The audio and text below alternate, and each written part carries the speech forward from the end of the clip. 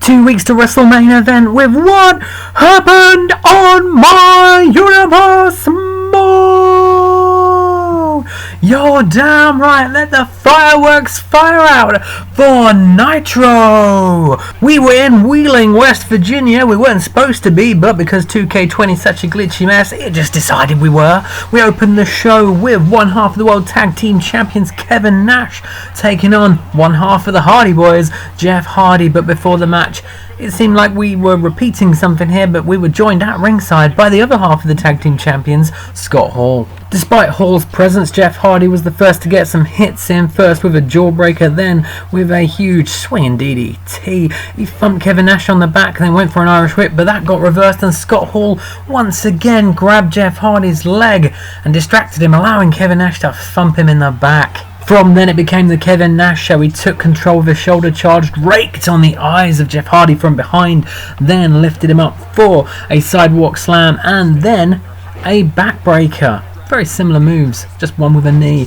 He then hit an elbow drop to Jeff Hardy, a big boot, and lined him up for the jackknife powerbomb, which he hit with aplomb. He went for the pin, but Jeff Hardy was able to get the kick out at 2. Jeff Hardy then seized the opportunity to take control, Irish whipping Kevin Nash into an inverted atomic drop, then somehow working his way into a Boston Crab, which eventually got wriggled out of by Kevin Nash. He kicked Hardy away, but Jeff Hardy did not relent. Oh no, the charismatic Enigma hit another jawbreaker, stomped on Kevin Nash with assistance from the bottom rope, picked up Kevin Nash, which then got reversed. Nash hit a clothesline, lifted up Hardy for a military press, but got reversed into a DDT by Jeff Hardy, who then put Kevin Nash down with a twist of fate. He went for the pin, but oh so close, a kick out at 2. Hardy went for another twist of fate, but Kevin Nash caught his kick and lifted him up for a gigantic spinebuster. He stomped on Jeff Hardy's midsection, then when Jeff Hardy got up, he kicked him in the face hard with a big boot,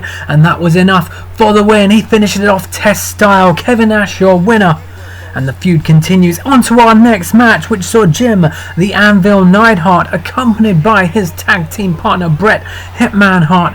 He was taking on Macho Man Randy Savage.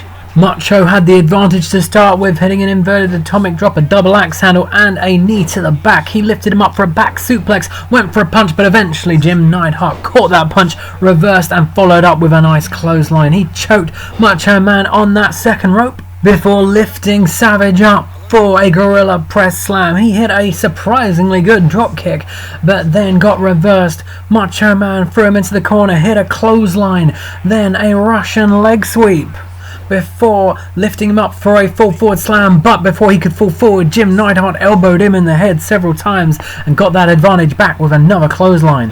The Anvil pounded Savage to the mat before hitting an unbelievable big splash off the top rope. Macho Man was able to reverse after that, however, with a knee lift. He hit a backbreaker and then a huge delayed vertical suplex before getting to the top rope, nailing the double axe handle, which leads to the other top rope move, the diving elbow, which was 1, 2, 3 times good enough to beat Jim the Anvil Neidhart. Macho Man was your winner, and after the match he offered a handshake to the Anvil, possibly to the dismay of Bret the Hitman Hart. Before we continued with the action, we saw the on-screen debut, yeah, it's been this long, of Hulk Hogan, who grabbed a mic and decided to speak his mind. He decided that people who are in this business just for themselves disgust him, and then called out Goldberg of all people, and of course Goldberg made his way down to the ring. Hogan told Goldberg he isn't weaseling out of this situation.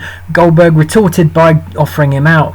Goldberg then got told he was being a crybaby and that he should take responsibility for his career. Goldberg once again offered Hulk Hogan out, saying we could make something special here, but Hogan decided right there and then they were going to wait till pay-per-view. Goldberg didn't want to wait and instead clotheslined Hulk Hogan, giving him a huge fall-away slam in the process. And Goldberg wasn't done there either, giving Hogan a couple of big power moves before finishing it off with a clothesline because the cutscene said so. And we moved on to the next match finally, as we saw Triple H team with Shawn Michaels. DX were back and they were taking on the makeshift team of the Big Boss Man and Shelton Benjamin. Okay. And once the match got going, we had Triple H and the Big Boss Man in the ring, starting with Triple H clotheslining Big Boss Man, giving him that high knee, and then tagging into Shawn Michaels for some double teamness, a double back body drop, before Michaels slammed the Big Boss Man, Irish whipped him into an inverted atomic drop, and eventually the Big Boss Man went down, which allowed Shawn Michaels to go to the top rope a couple of times, first with a giant big splash and then his patented elbow drop. He hit Sweet Chin Music, then tagged into Triple H. They got a little bit more double teamness before Triple H hit a DDT, a huge spine buster, and the pedigree, and Shelton Benjamin didn't even get to enter the ring. Well, he did, but not legally, and Triple H got the pin, and DX were victorious, and Triple H was very excitable during the celebrations. On to the next match, or so we thought. It was The Rock, but The Rock was then joined during his entrance by Batista, and he wasn't his scheduled opponent. Instead, Batista rammed a chair into his back and smashed him several times with the chair, and The Rock apparently was the winner, but I think Batista really was the winner. A similar thing happened during the entrances of the main event, where The Undertaker got jumped by the Retro Rumble winner Andre the Giant, but at least he was The Undertaker's scheduled opponent, and eventually rolled The Undertaker into the ring, where we began the match with The Undertaker getting gorilla press slammed by Andre and then smashed in the back. Another gorilla press slam.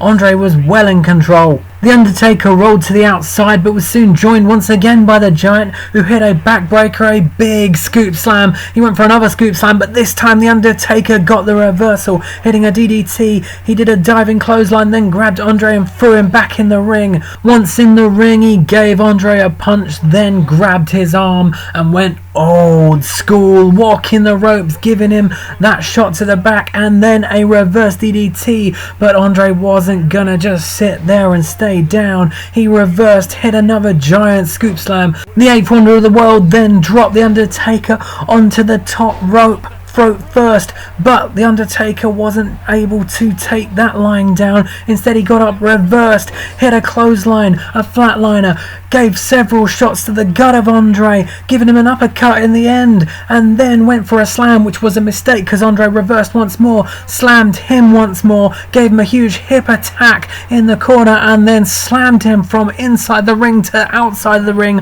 following that up with a tombstone piledriver on the man that does it as a finisher. After drilling The Undertaker into the concrete floor with his own move, Andre brought it back in the ring, gave The Undertaker several big elbows in the corner, pushed him over and went for a choke toss, but The Undertaker was able to reverse out of that, hit a bulldog and a DDT. He went for a kick, but Andre caught that kick, elbowed that kick away, and then slapped The Undertaker down, and before The Undertaker could get back up, Andre was landing on him with a gigantic elbow drop. He stayed on him for the pin, and Andre got the 1-2-3, even though The Undertaker got a little kick out just after the 3.